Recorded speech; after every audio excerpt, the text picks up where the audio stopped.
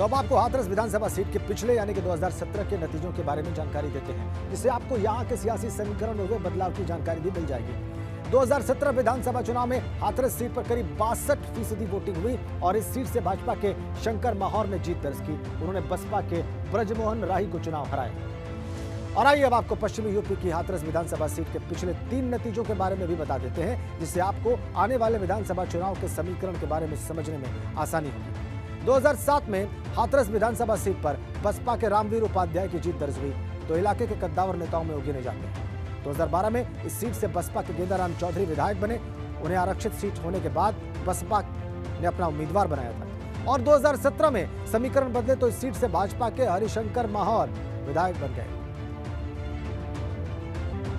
अब आपको हाथरस विधानसभा सीट के उन कद्दावर राजनीतिक चेहरों के बारे में भी जानकारी देते हैं जिनका हाथरस विधानसभा सीट पर बड़ा प्रभाव है या फिर रहा है। और इस फहरिस्त में पहला नाम है हरिशंकर माहौर का, जो कि इस सीट से मौजूदा भाजपा विधायक है। दूसरे नंबर पर बसपा के ब्रजमोहन राही हैं, जो कि 2017 विधानसभा चुनाव में रनर अप रहे। तीसरे नंबर पर गेंदालाल चौधरी का नाम आता है, जो 2012 में इस सीट से बसपा विधायक रहे। और चौथा नाम रामवीर उपाध्याय का है, जो भले ही दावेदारी ना पेश कर रहे हों, लेकिन इलाके के कद्दावर नेताओं में शुमार किए जाते हैं।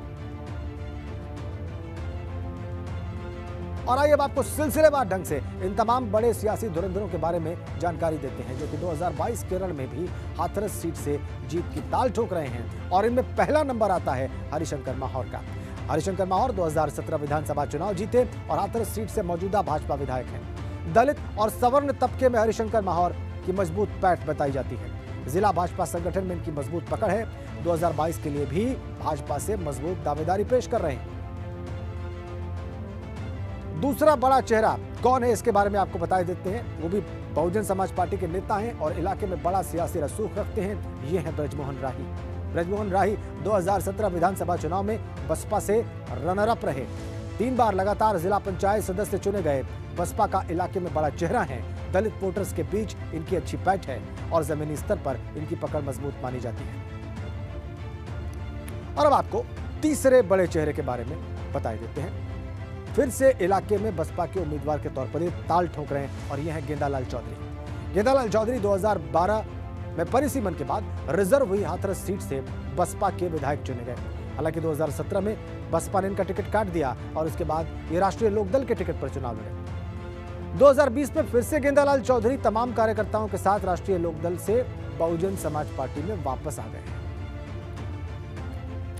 चौथा बड़ा चेहरा, ये भी सियासी रसूख रखते हैं। इनका नाम है रामवीर उपाध्याय। बहुजन समाज पार्टी के ही हैं। रामवीर उपाध्याय हाथरस की सादाबाद सीट के मौजूदा बसपा विधायक हैं। 2012 के परिसीमन से पहले वो इस सीट पर लगातार 3 बार बहुजन समाज पार्टी से विधायक रहे। मायावती सरकार में कैबिनेट मंत्री रहे हैं। इलाके के हर तबके में रामवीर उपाध्याय की मजबूत पैठ है। कद्दावर नेता के तौर पर इनकी यहाँ पर गिनती होती है। अब सीधा रुख करते हैं अपने पश्चिमी यूपी के जानकार और वरिष्ठ पत्रकार रवि अरोड़ा जी का। सर, हाथरस सीट बसपा का पारंपरिक गढ़ रही है, लेकिन अब इस पर भाजपा का कब्जा है। 2022 के चुनाव में आप इस पर किसका पलड़ा भारी देख रहे हैं सर? देखिए, शुरुआती जो चीजें नजर आ रही हैं उसमें तो भाजपा की स्थिति काफी बेहतर नजर आती है, क्योंकि रामवीर उपाध्याय जो बसपा के यहाँ पर बहुत बड़े नेता थे, वो अब भाजपा की ओर झुके हुए हैं। उनका पूरा परिवार, उनकी पत्नी, उनका भाई, उनका बेटा सब भाजपा में जा चुके हैं और वो भी एक तरह से भाजपा में ही उनको आप माने, क्योंकि गले में वो जय श्री राम का पट्टा बांधे हुए घूमते नजर आते हैं और शायद अपनी विधायकी बचाने के लिए ही उन्होंने अब तक भाजपा में अभी तक ज्वाइन नहीं किया है, लेकिन एक तरह से वो भाजपा में आ गए हैं। चूंकि वो इस इलाके के बहुत बड़े नेता हैं और वो भी भाजपा में हैं, तो दलित वोट जितने भी हैं जो भाजपा से दूर रहते थे वो भाजपा की ओर जा सकते हैं। अब आपको हाथरस विधानसभा सीट के उन मुद्दों के बारे में भी जानकारी देते हैं जो कि आने वाले विधानसभा चुनाव के लिए बहुत अहम साबित हो सकते हैं। हाथरस का पहला बड़ा मुद्दा है औद्योगिक विकास। आजादी के पहले यहाँ पर उद्योग धंधों की भरमार थी, लेकिन बाद में हालात ढाक के 3 पात जैसे हो गए। दूसरा बड़ा मुद्दा खारे पानी का है। कई गांव ऐसे हैं जहां पर खारा पानी लोगों के लिए मुसीबत का सबब बना हुआ है। और तीसरा बड़ा मुद्दा स्वास्थ्य का है। जिले में मुकम्मल मेडिकल फैसिलिटी न होने से इलाके के लोगों को परेशानी होती है। और भाजपा सदर सीट से भाजपा विधायक हरिशंकर माहौर का दावा है कि उनके विधायक बनने के बाद गुंडागर्दी यहां पर खत्म हो गई है। वहीं बसपा से रनर अप ब्रजमोहन राही कोरोना काल में अव्यवस्था का आरोप लगा रहे हैं।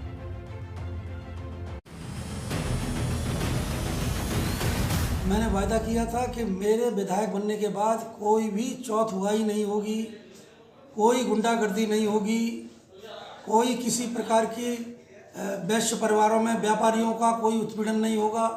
और मेरे विधायक बनने के बाद आज तक कोई उत्पीड़न नहीं होने दिया है। यहाँ पर ना तो सड़क है, ना कोई खंजा है, ना कोई पानी की व्यवस्था है। और कोरोना काल में आपने देखा होगा कि सबसे बड़ी समस्या थी वो थी ऑक्सीजन की। ऑक्सीजन की बहुत बड़ी समस्या थी। उस ऑक्सीजन के अभाव में हमारे तमाम क्या नाम है कार्यकर्ता, तमाम हाथरस के लोग